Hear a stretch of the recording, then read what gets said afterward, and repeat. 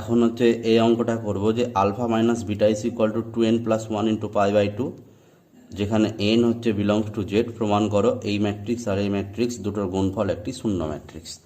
তো প্রমাণটা শুরু করি। প্রমাণটা শুরু করার জন্য আমি টুকে নিয়েছি যে এইটা ইন্টু এইটা, ম্যাট্রিক্স দুটোকে গুণ আকারে টুকে নিয়েছি।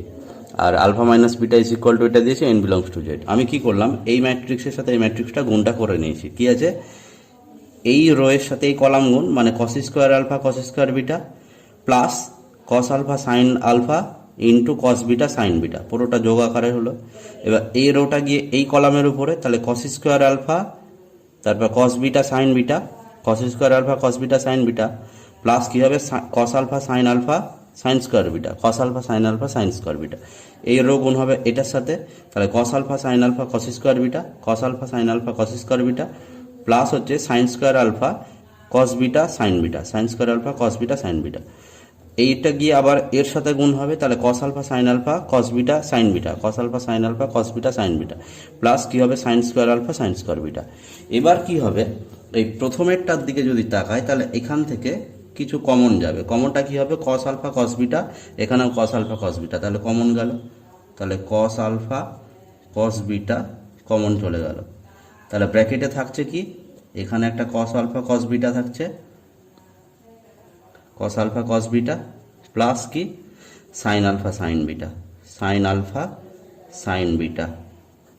ব্যাস, এখানে কি কমন যাবে, একটা কস আলফা কমন যাবে আর একটা সাইন বিটা কমন যাবে। তাহলে যদি কমন নিয়ে নিই, কস আলফা কমন একটা আর একটা হচ্ছে সাইন বিটা কমন, তাহলে থাকছে কি cos alpha cos beta, cos alpha cos beta plus হচ্ছে কি কস আলফা কমন গেছে সাইন বিটা, তাহলে এখানে কি থাকছে সাইন আলফা আর একটা sign beta.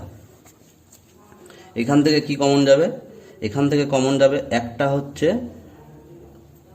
Sine alpha common যাবে আর একটা হচ্ছে কস বিটা কমন যাবে, তাহলে সাইন আলফা কমন আর হচ্ছে একটা কস বিটা কমন। তাহলে থাকছে কি cos alpha cos beta, cos alpha cos beta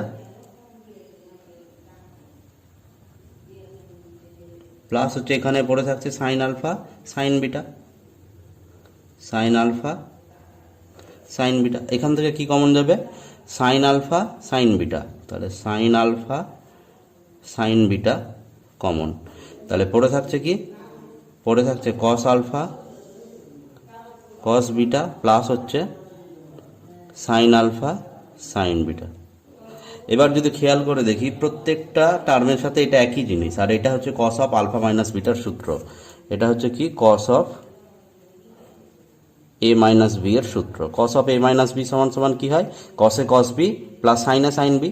তাহলে এটাই আছে। তাহলে এই পুরো টার্মটা চারটা থেকেই কমন চলে গেল।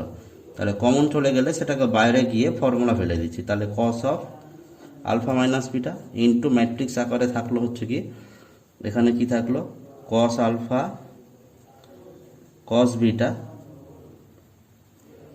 কস বিটা, তারপরে কি এখানে কস আলফা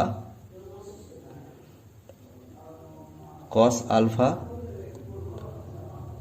সাইন বিটা, এখানে কি হবে সাইন আলফা কস বিটা, এখানে কি থাকবে সাইন আলফা সাইন বিটা। এটা নিয়ে একটু বুঝে নিই।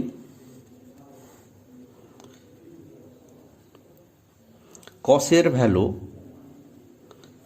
ভ্যালু জিরোতে কত 1, তাই তো, কস জিরো কত 1, π/2তে কসের ভ্যালু কত 0, পায়ে কসের ভ্যালু কত -1। আবার যদি 3π/2তে আসি তাহলে কসের ভ্যালু আবার হয়ে যাচ্ছে 0। অর্থাৎ কসের ভ্যালু ধনাত্মক ওয়াই অক্ষ হোক আর ঋণাত্মক ওয়াই অক্ষ হোক, দুই দিকেই কসের ভ্যালু সবসময় কত পাওয়া যাচ্ছে 0।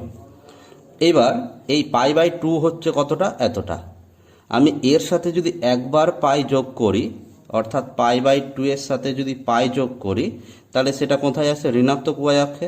সেই ক্ষেত্রেও কসের ভ্যালু কত হবে, সেই ক্ষেত্রেও কসের ভ্যালু হচ্ছে 0। আবার যদি দুবার পাই যোগ করি তাহলে সেই ক্ষেত্রেও, অর্থাৎ এর সাথে π/2 এর সাথে একবার পাই যোগ না করে দুবার যোগ করলাম, সেই ক্ষেত্রেও কসের ভ্যালু কী হচ্ছে, জিরোই থাকছে। একই রকমভাবে কসের যদি আবার হচ্ছে পাই বাই টু এর সাথে তিনবার, অর্থাৎ একবার পাই, দুবার পাই দিয়ে আবার যদি যোগ করি তাহলে এখানে আসছে, সেই ক্ষেত্রেও কসের ভ্যালু কত হচ্ছে, জিরো। এইরকমভাবে যদি ক্রমাগত এটা ঘুরতেই থাকে তাহলে একবার হবে এখানে, একবার হবে এখানে, অর্থাৎ একবার ধনাত্মক ওয়াই অক্ষ, একবার ঋণাত্মক ওয়াই অক্ষ, দুই ক্ষেত্রেই কসের ভ্যালু সবসময় কি হবে, জিরো। তাহলে আমি যদি এখানে পাই বাই টু এর সাথে কি করতে চাইছি, পাই বাই টু এর সাথে যদি এন পাই যোগ করে দিই, ঠিক আছে, পাই বাই টু এর সাথে আমি কত যোগ করে দিচ্ছি, এন পাই, অর্থাৎ এন এর ভ্যালু যখন হচ্ছে 1 তখন এখানে, এন এর ভ্যালু 2 যখন তখন এখানে, এইরকমভাবে একবার ধনাত্মক একবার ঋণাত্মক, দুই ক্ষেত্রে এই কসের ভ্যালু যেহেতু জিরো, তাহলে কস অফ এই টার্মটা ইজ ইকুয়াল টু কত হবে, জিরো। তাহলে এই টার্মটা যদি জিরো হয় তাহলে কস অফ, এখান থেকে আমি যদি পাই কমন নিয়ে নিই, এখান থেকে যদি আমি পাই বাই টু কমন নিয়ে নিই তাহলে কত পাওয়া যাচ্ছে, ভিতরে থাকবে 2n প্লাস হচ্ছে 1, গুণ করলে কী পাওয়া যাচ্ছে, পাই বাই টু, এই যে, আর এটা গুণ করলে n পাই, তাহলে কস অফ এটা, এই ভ্যালুটা সবসময় এর ভ্যালুটা কত পাওয়া যাচ্ছে, জিরো। তাহলে এর ভ্যালুটা যদি সবসময় জিরো হয় তাহলে এবার কি হচ্ছে, এখানে এই আলফা বাই টু এর জায়গাতে আমি কস অফ কি লিখতে পারবো, কারণ হচ্ছে কসের ভ্যালু দিয়ে দিয়েছে এটা, তাহলে বসিয়ে দিই 2n প্লাস 1 ইন্টু কত, পাই বাই টু, এখানে এই সম্পূর্ণ ম্যাট্রিক্সটা এখানে টুকতে হবে, সমান সমান কত, জিরো, ইন্টু হচ্ছে এই সম্পূর্ণ ম্যাট্রিক্সটা আবার টুকতে হবে, এর ভ্যালু তো জিরো প্রমাণ করলাম। এবার হচ্ছে এই জিরো দিয়ে যদি এর ম্যাট্রিক্সের ভিতরে প্রত্যেকটা পদকে যদি গুণ করে দিই তাহলে সেই প্রত্যেকটা পদ কত পাওয়া যাচ্ছে, জিরো পাওয়া যাচ্ছে। তাহলে এইভাবেই এই ম্যাট্রিক্স দুটোর গুণফল কি প্রমাণিত হলো, শূন্য।